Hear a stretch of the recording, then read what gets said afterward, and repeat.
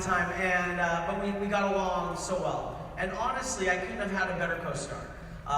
Sirach was wonderful to work with for the 7 years, and we built up a great friendship on the show.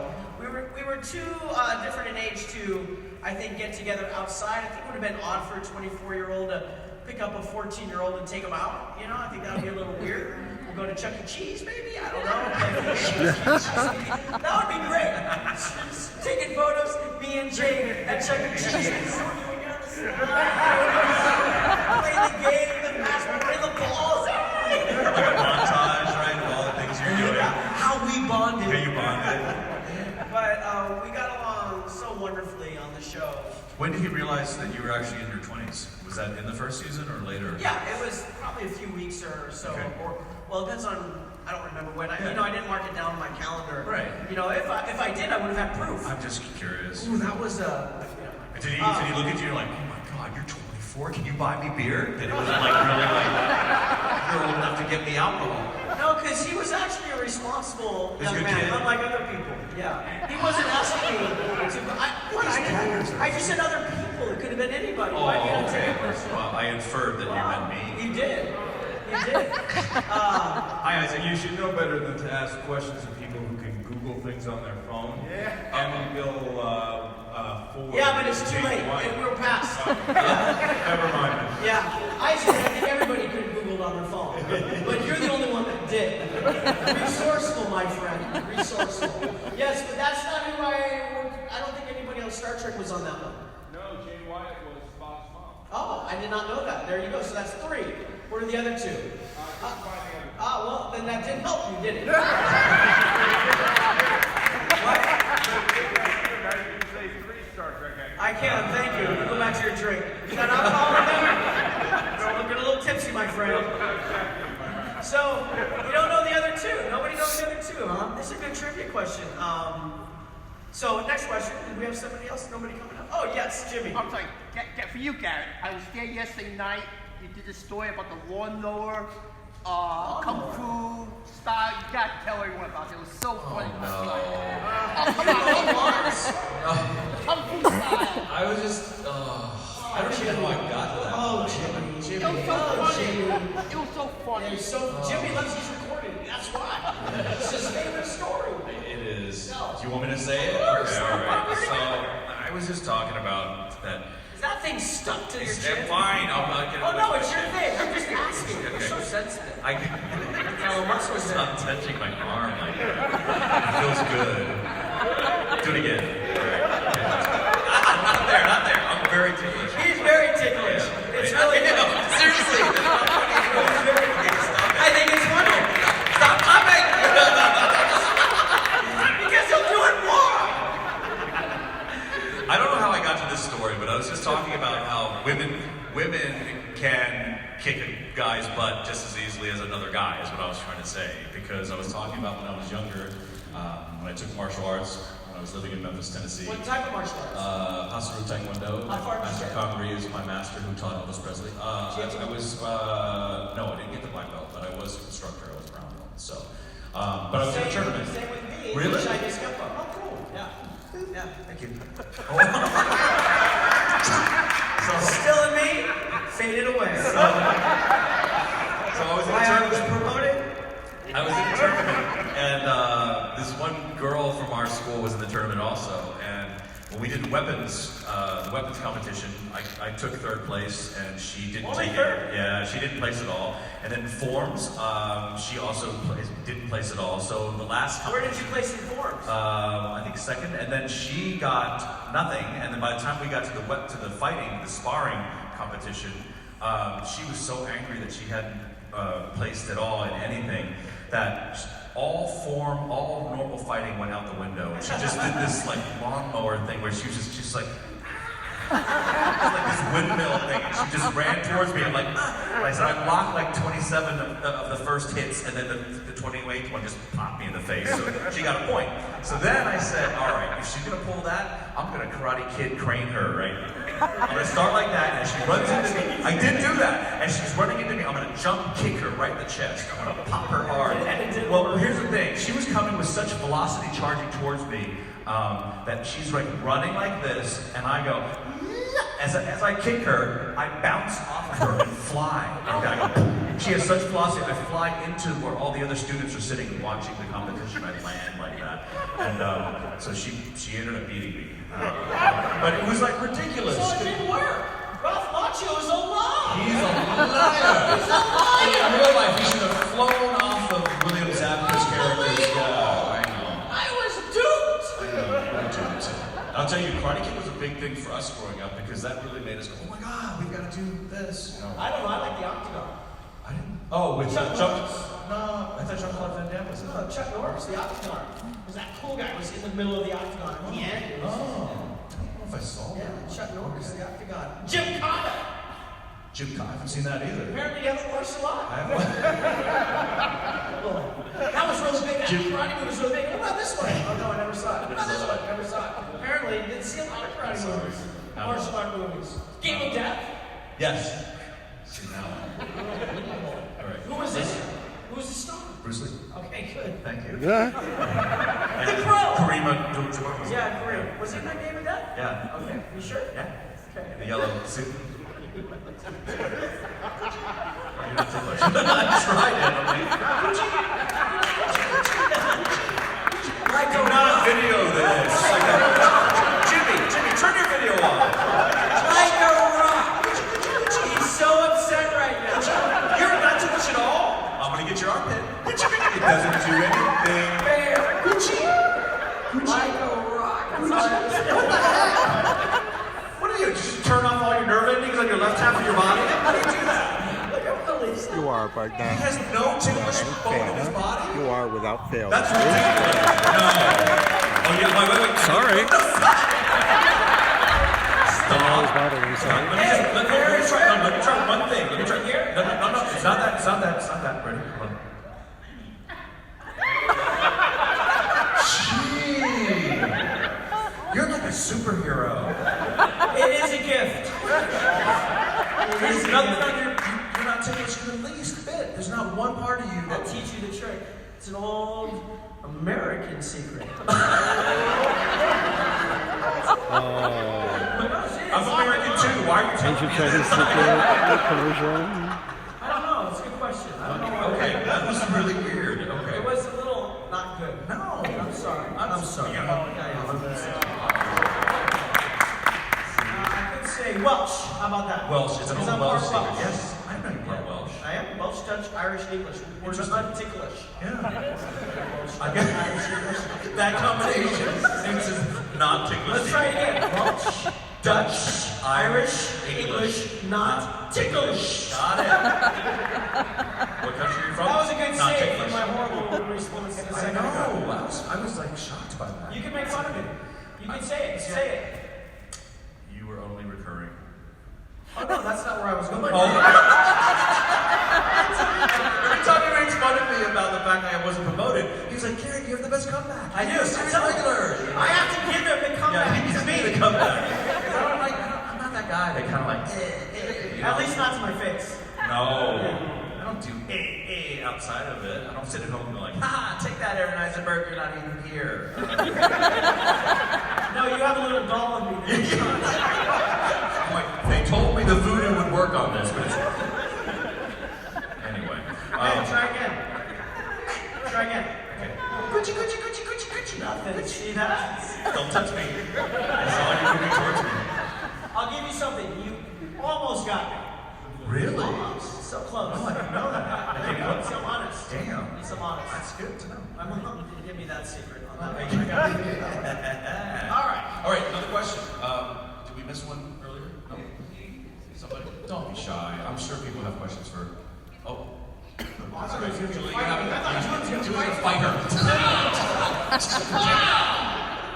They got martial arts, so do I. I actually run a Kodo. And what? Kodo. Oh, I thought you said Cobra Kai. Oh my God, she's with Cobra Kai. Komodo, yeah. Yeah, Stephanie. Okay. My question is, was there ever a time where either of you felt thoroughly immersed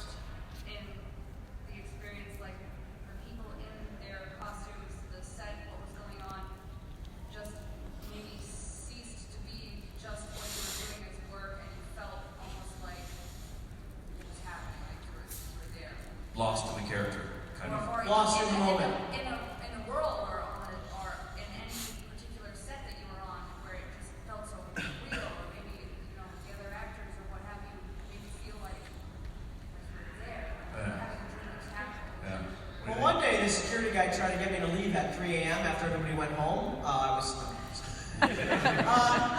a good question. I think ultimately the goal for most actors is to get there as much as you possibly can. To live in that moment, whatever that moment is. I know for me, as a recurring, I would do bits and pieces throughout the years. And I don't know if I would say I ever got that far and transcended reality, but on Paper Moon, because I was literally going home, coming back, going home, coming back, going home, coming back, it did feel like that, very, very much so. Where the lines between Nog and myself blurred even more. And truthfully, and I can't speak for Garrett, but for me, the character is very close to my heart. I almost can remember everything I did on the show. If I'm watching one of the scenes, I remember that moment. I remember what it felt like, and I remember living in that. Oftentimes, I'm assuming you felt the same way, especially when shots were fired, everything was shaking, very similar. You lived in that, took it home, still. Yeah. But I'm assuming he's probably felt the same way many times on his show, and might be able to express it in a little bit different since he was there every day, coming home, coming back, so. Yeah, no, for me, I would say that the one time in the episode Tall, where I had to do prosthetics to play the older Kim, the minute I put those full prosthetics, 3.5 hours of makeup, put that on, that really just, it informs everything about your physicality and how it just, the minute that you have all that on, you're like, it just changes you. So I think that's the one time I really remember kind of getting lost in the moment. And then the other time would be outside of Star Trek. I filmed a project called Into the West, which was a 6-part miniseries set during the 1800s. And I played the Chinese railroad worker, and just being all that period piece clothing and whatnot, filming out in the middle of nowhere in New Mexico. There were moments where I felt like, oh my God, I'm totally in this right now. So, and that's really the goal of all actors, is to be completely lost in the moment and be present and to completely accept all the character givens of your character. You were this age, you were part of this, you were doing this, and be that character as opposed to trying to act, but being the character. So that's a good question, though. I don't think I've ever had that question before. Yeah, I think sometimes it's easier too. It's harder when we have like techno battle or something where we're just saying, shields up. Yeah. It's a little bit harder in that moment than when you're actually connecting to something emotionally or something that's connected from your real life that you can bring in there. Yeah. It's difficult to connect shields up from your real life. We're not driving on the road going, shields up! God, that'd be awesome. Right before you get in an accident, shields up! And then the car just bounces off. And you're like, yeah, shields up. Shields down 20% in the back. Yeah, someone you don't like. No shields on the passenger side. Sparks are flying. The other thing that I noticed, and I'm curious about your take on this, but it's very hard to be in the moment when you're working green screen. When you're sitting there with there's nothing there, and especially on Voyager, we did a lot of that with Species 8472, which was a completely CGI alien. And I just remember there's a scene where 8472 knocks the bejesus out of Ensign Kim, right? So as he's coming towards me, all it is, it's an electrician holding a broom handle, right? with a cardboard cutout of a crudely drawn 8472 face, and he's holding this thing walking towards me, and all I can see is his fat belly poking out underneath his t-shirt. The director's in the background going, 8472 is coming towards you, it's menacing, you're afraid. And I'm going, no, it's a fat guy holding a broom handle. So you're trying, but it's really hard to get into that. I'm not trying to be mean, I'm being realistic. Oh, the fat guy. He's not a fat guy. The pleasantly plump man holding the broom handle is coming towards me. The pleasantly plump. The handsome plump man. The strikingly handsome Brad Pitt who hasn't gone to the gym is coming towards me.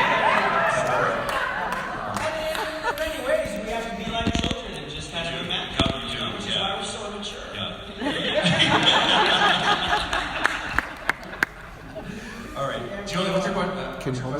ask a question? Come on up. Yeah, she's got one. I just want to know if you had to audition for Deep Space Nine and what the audition was like, just that whole experience of actually being cast on the show. Sure. Yeah, actually, it was very intimidating. So I get a call for Star Trek Nog, and I go down to pick up the sides. Sides are the scene from the episode that you're going to read in the audition. And Ron Surma, the casting director, is who I saw. And he said, okay, do you know what a Ferengi is? And I'm like, no, I have no idea what a Ferengi is. He's like, okay, no worries, no worries. He reaches into his drawer, he pulls out a copy of The Last Outpost. And I'm like, okay, great, I'll go home VHS. Old school VHS. So I go home and I watch it and I put in The Last Outpost and I'm like, oh wow, that's what I'm on. I'm like, okay. So everything I based my character on was from The Last Outpost, which is very funny because I found out years later, this is like recently, Armin, when he did DS9, he wanted to do everything opposite of what he did on The Last Outpost. So he really wanted to get away from that in his representation of Ferengi.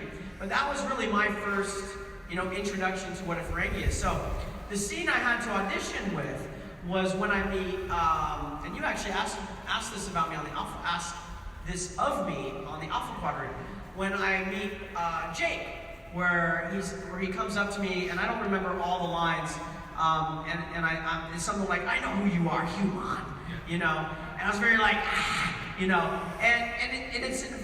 the audition process is incredibly intimidating because as an actor, and you can add to this, you want to do your best, but you're really kind of shooting in the dark at times, and oftentimes you're thinking, what do they want? What do they want to see? And that's kind of a trap because you're trying to please them so you can get the job. I'm trying to equate it to another job, but it's a job interview, and you have to read the scene, and essentially the people that are going to hire you already have in their mind what they're looking for that character. To be honest, I think it was pretty much written for me metaphorically, not actually. I didn't know anybody from production. They didn't say, hey, I'm writing you this role. But Ferengi are generally short, humanoid creatures. Armin and Max, I think, are 5'6", right in there. And they needed somebody that was going to play a kid, I'm 18 to play younger, that wasn't going to grow, but was mature enough to play and understand the role and read it well. It's the same process that I went on the Voyager episode as well. For Carr, I auditioned for that. They actually did not want to see me because they thought, no, he's too recognizable as Nog, which was somewhat true. A lot of people, I have a very distinctive voice, and they could hear Nog. But they could not find somebody to play that role that was young enough, that looked young enough, that was mature enough, and vice versa. They couldn't find an adult that looked young enough and like, we're stuck. Casting director said, just see Aaron. Just see Aaron. And I came in topless.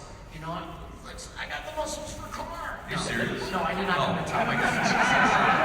Never do that. No, I would never do that. That's bold. That's the way I roll, man. So for Nog, this is how intimidating it was. So this row of people right here were all the producers and directors. Anybody pursuing acting out there? Is there anybody? Yeah, let me say. Okay. You too? Okay, if you're ever given the script for what you are auditioning for, read it. Here's why. So I come into the room, and it's these five, and I'm all by myself, and I've got to act like a Ferengi. Okay, so it's a little like, it's like that. Although I didn't bring a whip, thank God. If it was years ago, I might have brought in a whip. They would say, thank you, go home, don't ever show up again. So they're all there, and they're just sitting there. And they just sit there, they're, hi, thank you, whenever you're ready. No emotion. They just stare at you, analyzing you. It's so intimidating. Yeah, and it's very intimidating. It's not like, sometimes when it's one or two, it's not so bad. The easier part about doing something like a Ferengi is you can be this, and you can kind of then go, and I know who you are, human, and you can kind of lose yourself a little bit as the question asked earlier, because it's easier versus something that's a little bit more straightforward. Nikki has a great story about her audition for a surgeon. It was hysterical. If you see her, ask her, it's really funny.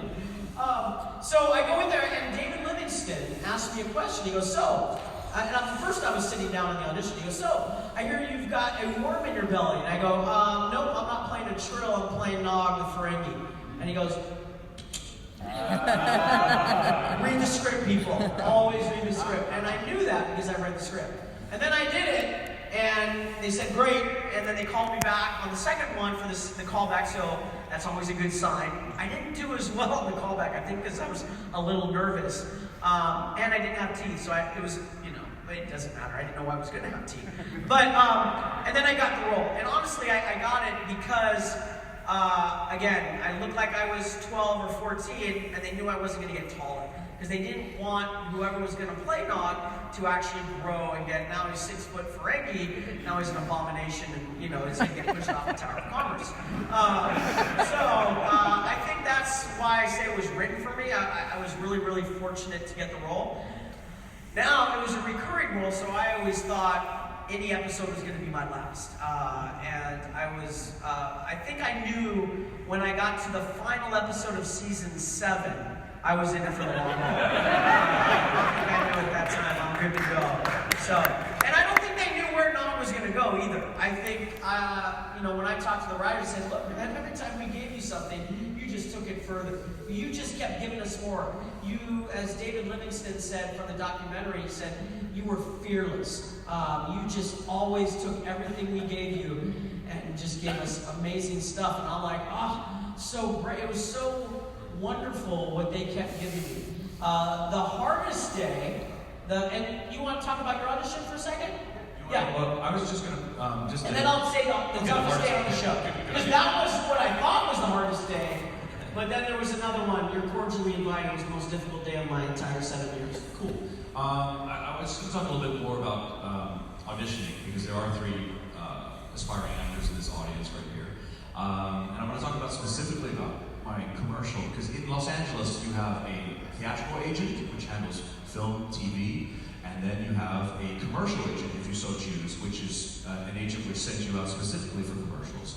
I remember I was with an agency, a top agency, commercial agency called SPV, Sons Barth Bernard. Yeah, I was with them. No, you weren't. Yes, I was. High five. So, SPV. Sorry, I didn't see that hand. You know what it is? I'm just too quick. You are too quick. We should come up with like this long, No, we should. Yes, we Just should. go on. Basketball players do it. Football players do it. We should do it. No. Yes, we should. Okay, so I'm just going to talk about, I had gone on all these, now getting to a commercial audition was so difficult because in Los Angeles, you're fighting traffic, you get there, then you've got to find, you decipher all the parking signs which says, only about allowed to park from 1:30 to 2 on Thursday. This is ridiculous. true. And so now you get in there and you're flustered. And a lot of commercial auditions are simply this. Okay, slate your name. What agency are you with? Turn to your left. Turn to your right. Let's see your backside. Thank you. So you're in there for 6 seconds and you're gone. And you fought to get there and that's it. And I literally, after about a year of auditioning for commercials, I thought to myself, I'm done with this. I don't want to deal with the hassle of getting there, all this crap. And in my mind, I was going to call my commercial agent that day and say, thank you for all your work, but I'm going to pass on being represented by you. I'm going to focus on just film and TV. And I was at the gym. I came back from the gym, was about to make the call, and I saw there's a message on my voicemail, and it's from SPV, and they're like, Garrett, you have an audition for Burger King in Santa Monica at 3:30. I go, oh, all right, I'll go on one last one. But this was the key. This is I found out this is the key to booking stuff. I get there, and I'm late. I'm there at 3:40. I'm 10 minutes late, but I have no pressure on me. I'm completely relaxed. I get there, I'm joking around with this young actor, African-American actor that was in the waiting room with me. We're joking about television shows that we wanted to pitch ourselves, right? And we said, we should do an Asian cop, black cop show. And this is before Rush Hour. Did you get a hand thing going on with them? Yeah, we didn't do a hand thing. We were talking about our intro. We were laughing so loud to the point that the guy running the audition came out and said, you two, quiet. We were waiting. This is an audition area. We're like, sorry. So I go in for my audition. I have copy, which is rare. There's actually lines, and it's for Burger King. And I'm playing an employee. And I look at it, and I go, you can get a BK broiler in Denver for $2.99. I go, thanks a lot. And I start walking out. Now here's the difference. Most actors, when they go on their audition, After they finish their read, they look at the casting director or the producer longingly and say, I can do it another way for you. Would you like me to try this or try that? I don't do that. Well, a lot of actors do that. And what it is, it gives off an air of desperation, okay? And the key is you have to act confident. The confidence has to be there. And when I was walking out, what I essentially was saying was that, well, you can't have me in a way. I'm like, I'm done with this. I've done it my way. I'm leaving. And human nature is you always want what you can't have. And if I sat there going, oh, can I try it this way? Now I'm making myself completely available to them, saying, I'll do it any way. You can have me any way, upside down, wearing, whatever. And the minute I established my confidence and started walking out, that guy stopped me. Casting director said, stop. I go, what? He goes, do you want a t-shirt for my production company? I'm like, what? Okay. I'm like, he goes, what size are you? I go, large. So he throws me the shirt. I'm like, this is weird. And I walked away. Now, I get a call 2 hours later, and my agent, SBB, says, he goes, hey. And I go, oh, it's good that you called me because I'm about to tell you that thank you for your work. And I said that. I go, that was cool. I just went on the Burger King. I'm done, but I'm not going to go on any more auditions. Well, you might want to rethink that. I go, what? You booked the Burger King. I go, what? And on top of that, you booked that and 2 additional. You hit 3 commercials in 1. You're going to do 3 separate Burger King commercials. I go, oh my God. So I took that same kind of like head to my next commercial audition where I was confident, I'm controlling the situation, and I'm out of here. And that was Chase Manhattan Bank, booked that. The next one after that was Big Red Chewing Gum. I got a call back for that. And now, at the callback, they bring back 80 actors out of the 600. We're sitting there, they're bringing in 5 at a time. There's 5 stools set up. And this guy running the audition, the callback audition says, I'm going to ask each one of you one question, and it's going to be slice of life question. I want you to answer with your normal voice. Don't be all commercially smiley. Just talk like your normal voice. So the first question was to the first person, how long have you been in LA? Blah, blah, blah, blah. Second person, what are your hobbies? Blah, blah, blah, blah. I'm sitting in the middle. Where are you from? I said, born in California, moved to Indiana, Bermuda to Memphis, Tennessee, back to California. The guy running the audition, he sits there, he says, oh, military brat? Now, he's recording the audition. There's a hard wire to a monitor, and there's an office screen set up. All the Wrigley's execs and Madison Avenue people were sitting there watching live, and they told us this beforehand. And when he said to me, military brat, I used improv, and this is always a good thing for you actors, think outside the box. I didn't say, no, actually we just moved around a lot, but I just said, no, I said, actually my parents are heroin importers, and we've stayed one step ahead of the law. When I said heroin, all the other actors, I could feel their heads turn toward me like, what?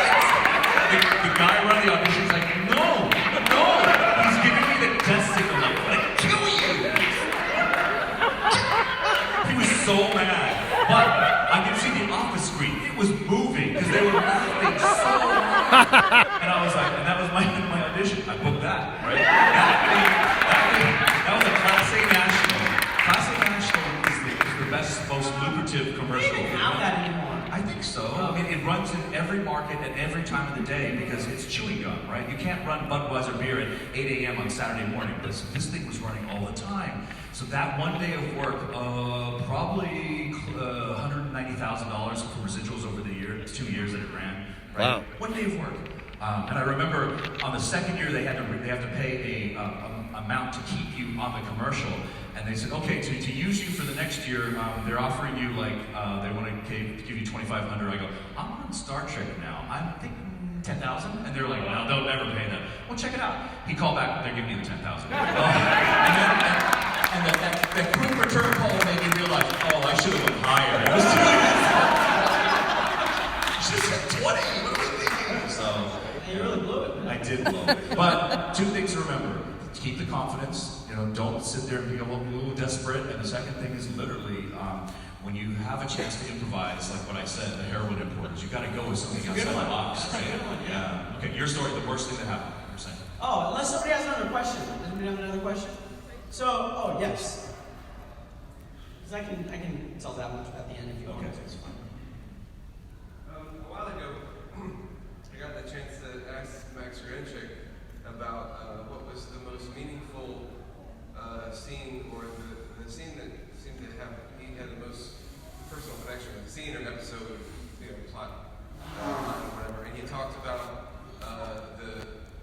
the time that Nog was going into Starfleet and the conflict between Quark and Rom, and ultimately how he stood up to him and all that. So I was just curious about if that stood out to you as, you know, in your storyline on the show, and the relationship that you had with Max throughout that process, or just in general, how the dynamic was between you and him as he playing your father on the show.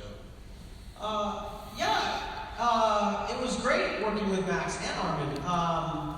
Absolutely wonderful. I mean, we're a family. I thought you were going to ask me what was my most meaningful moment. Yeah, and that. Oh, and that. So mine was when I said, "You're so dumb," to the girl. That was my most meaningful moment. I felt that really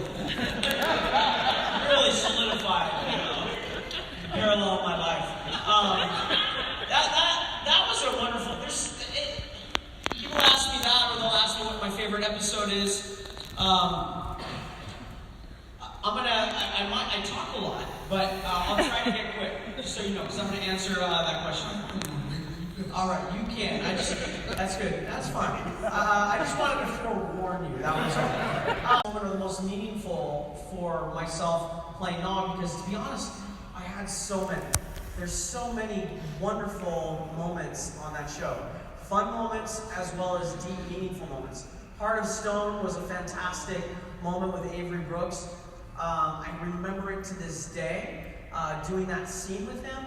The scenes in Paper Moon, the final scene with Jimmy at the end, even the small line of when Lita asks, "Are you okay?" and I say, "No, I will be." There's the scene on Valiant, and when Melissa watches, my fiance watches the show often throughout the years, and I came down one day and she was watching the episode where Jake is teaching Nog how to read. And I got all misty. I started getting a little choked up. And it's such a wonderful moment of the show because you see the racism, right, on both sides. Both from Sisko's character as well as Rom, the Ferengi, to the humans, and Jake breaking that barrier down and teaching his dad a little bit. That leads to a greater moment years to come. The seeds being dropped and slowly watered and sown. And it's just such a beautiful show, especially from my perspective, because they gave me so much. They gave me so much on that show. And they really, you know, our writers had so much integrity. They really cared about what they were writing. And honestly, it's thanks to Voyager, because UPN really put all their attention to Garrett's show, and they didn't really care what our writers did. So what happens in that aspect is the writers are kind of left to, "Oh yeah, okay, good, see you later, over there." And they can do whatever they want because they don't have the higher-ups going, "Oh no, you can't make an episode all about a recurring character. Hell no, you're going to do that. Water that thing down." And they didn't have to water it down. And that really, to me, is why our show is so strong. And it's a lot to the writers to give us the stories to tell. And fortunately, we had such a wonderful cast from regulars to recurring to background, as well as a great crew, a great production crew, that we were able to put such a terrific show together. So it's just, yeah. Yeah, people when they ask me, other than Voyager, what is your favorite Trek series, I always say, well, I do like the episodes I have seen of DS9. I think are phenomenal. There's some amazing episodes that you guys have done. Good show. Yep. Yes. Well, you was about to talk about your worst moment. Yes. Well, I want to say this about that. Uh-oh. You created a dance. Oh, that was the worst moment? Yeah. Oh, you've already heard this story. No, but I knew where you were going. Oh, okay. I'm going to tell you, I called it the Nog. I was going to a party that night. You didn't do the dance. I told my friend, he said, "No, I bet you. I got to the party. I'm doing the Nog." Oh, no. Before the night was over, half the party was doing the Nog.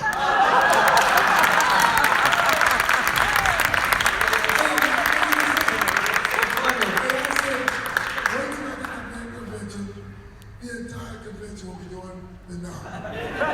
That's hysterical. And they did. Yeah. Was there alcohol in this party? To say the least. That's really funny. sharing. Thank you for that. Wonderful. Next time I want video or it didn't happen. Yeah, that was actually the most terrifying day of the 7 years. It was absolutely terrifying. Because in the script, there was nothing in the script that said Nogs dancing. Nothing. And all it was Jadzia's party, and I was part of the party. That's it. I didn't have any lines, I didn't have any scenes, I didn't have anything to work through in my head or find something to connect to. I didn't have to put in the work, so to speak. I just had to get in makeup and show up and have fun and be in the party and do whatever. So I'm sitting there, and again, David Livingston, my hero, he comes up and he's like, "Oh, good morning, Aaron." I go, "Hey, what's up, Dave?" You know, I'm chilling. And he goes, "So, I have this idea." "Oh, yeah, what is it?" "Beginning, I'm going to have you dancing. And we're going to start on you, so, come up with something." "Sure. Yeah, you got it." And inside I'm going, "Are there kids here?" Because I'll start cussing. I won't cuss. I was screaming inside. I'm like, "Oh my God, I have no idea how a Ferengi dances. I have no clue." Okay? I'm just a human playing a Ferengi. There's no encyclopedia that says dancing, 3 options. Nothing. Armin wasn't there. That was our go-to guy, Armin. What did we do? What was established? I have no idea how he danced.